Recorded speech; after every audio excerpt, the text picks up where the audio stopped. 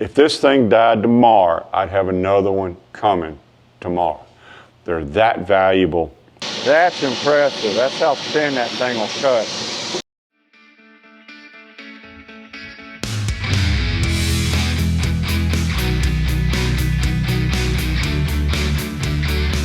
Thanks for visiting our sawmill. Hey folks, this week we're going to be doing some cleanup on some highly valuable walnut using one of the coolest tools that we have in our shop. It's a straight line ripsaw. It's fun. Normally Martha runs it because it's really her favorite machine. Basically what we try to sell is zero knot, zero defect lumber. And we have some walnut here that is 8/4 that we've sold over a period of time. And either us or the customers has filtered some of it out. And there's some defects on it. And we're going to use the straight line ripsaw. The straight line does one thing, it does one thing really well, and it put straight line edges on boards that aren't straight. You can see these walnut boards, they're basically zero defect as far as the knot count goes. There's a little bit of sapwood, but you can see right here, got some edge defect, wane, that's what it's called. Wane is the area where the bark is right here. So what we're going to do is put these guys here, so we're going to strip that off. So a lot of folks have an issue with a table saw of trying to straighten out one edge because their table saw fence is straight. So you have to kind of have a straight edge or nearly straight edge to get a straight edge when you're using a fence. The cool thing about a straight line ripsaw is that it doesn't care. It's got a caterpillar track. It grabs the boards. You line the laser up where you want to cut. It's going to cut a straight line. It doesn't need a fence. So if you cut one straight edge, now it's called an S3S. And that makes it more valuable to a woodworker because now their table saw can easily straighten another edge.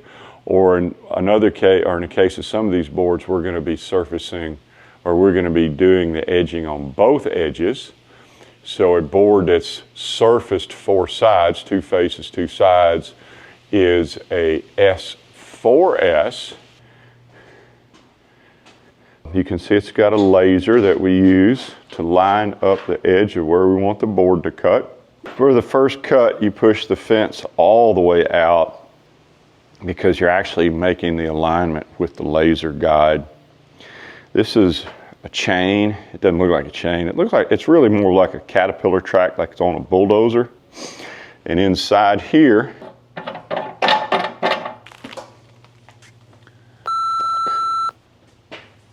this is what this looks like inside.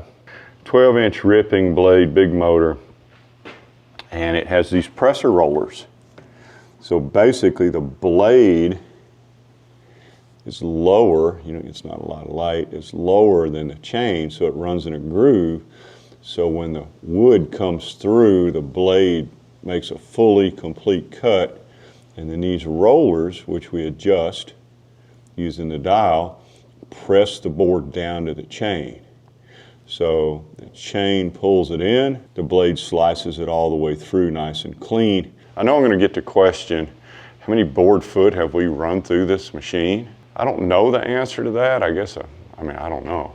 A lot, certainly many hundreds of thousands of board feet, but it just keeps running. It's got a little oiler down here that pumps oil to the track and to some of the gears and whatnot. So as long as you keep that full, it's getting lubricated. I'm sure at some point we'll wear it out. It ain't gonna be today. I don't think it'll be this year. This thing just keeps running. Line the laser up, try to get most, and see how this board's got a really bad crook to it. So we're gonna try to straighten that out.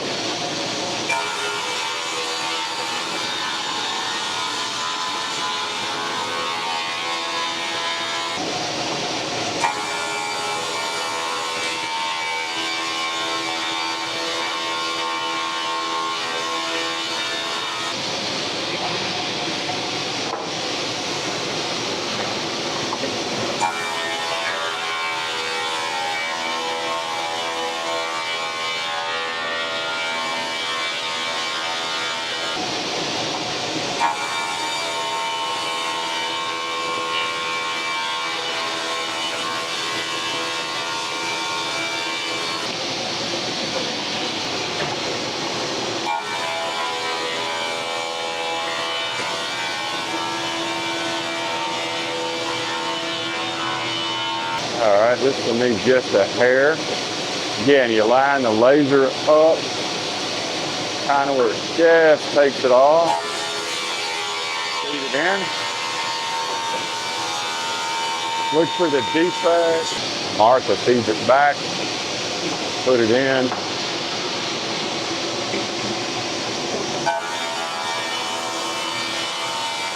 There we go. On to the next. Ooh, this is a pretty ugly. Oh, let's at least straighten it up. It's definitely got some knots and stuff in it. Got a lot of crooks. You can see from the laser just how much crook it's got. We'll straighten that right up.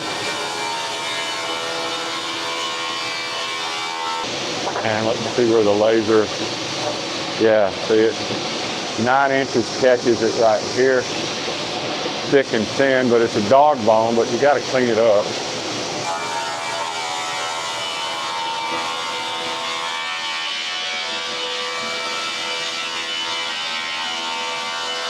I always like making fun of labels. I mean, seriously. Coast down required. Well, who's going to put their damn fingers in this machine? And yeah, if you do, you're probably going to get your fingers cut off.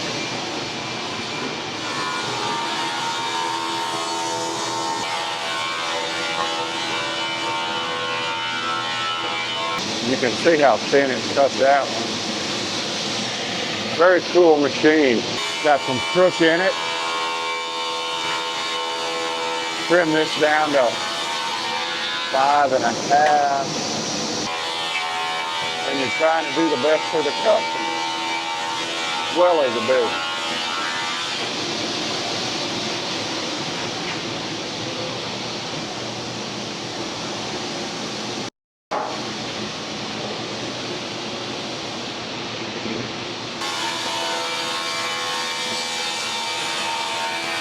That's a thin sliver right there. Look at that.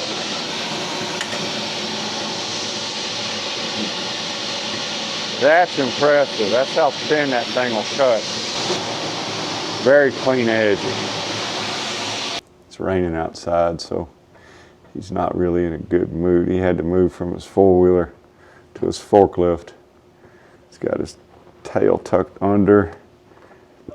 He's not comfortable. See, when he sucks his tail in like that, it means he's not really comfortable. He's like, he says, quit. He's like, normally if he's relaxed, he can put his tail right on his nose to keep it warm. But look at that. He's like, he's got it drawn up. That's what he's saying. He said, leave me alone. I'm sleeping here.